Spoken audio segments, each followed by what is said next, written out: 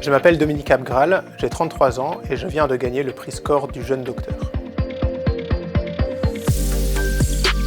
Alors, ma thèse, elle consiste en 2 études distinctes de détection de rupture. La première étude, c'est une étude où on s'intéresse à estimer le paramètre d'une loi de Poisson après la rupture, dans un cadre où on observe des observations discrètes. Concrètement, si on prend un exemple, ça peut s'appliquer à l'étude de la mortalité, où on vient compter par exemple le nombre de décès chaque jour dans une population donnée. Avant la rupture, on peut dire qu'on est dans une situation stable où on connaît le nombre de décès moyens journaliers. Et à un moment donné, une rupture survient, un événement se produit, et on peut parler alors de rupture, donc par exemple une pandémie. Et le nombre moyen de décès, lui, vient changer structurellement. Voilà. Et donc cette première étude consiste à estimer le nombre moyen de décès après la rupture, tout en cherchant à détecter la rupture avec des techniques classiques de détection de rupture.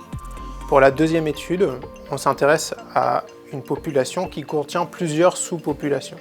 Les sous-populations, elles ne nous intéressent pas toutes. On va dire qu'il n'y en a qu'une qui nous intéresse.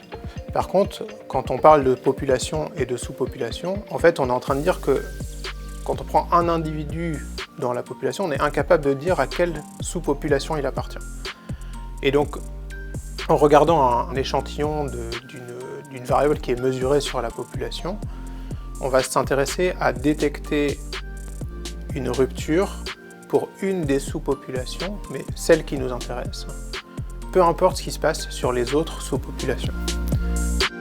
Pour moi, personnellement, ce prix, c'est une reconnaissance, ça montre aussi une reconnaissance de mes pairs. Je pense notamment à tous ceux qui ont eu le prix avant moi, qui aujourd'hui sont des acteurs majeurs de la recherche en actuariat en France. Souvent, j'ai souvent dit à mes amis que faire une thèse, c'était une excuse pour commencer à faire de la recherche. Voilà, donc les perspectives, c'est de continuer à faire de la recherche théorique, cette recherche théorique, elle prend ses racines dans des problèmes concrets.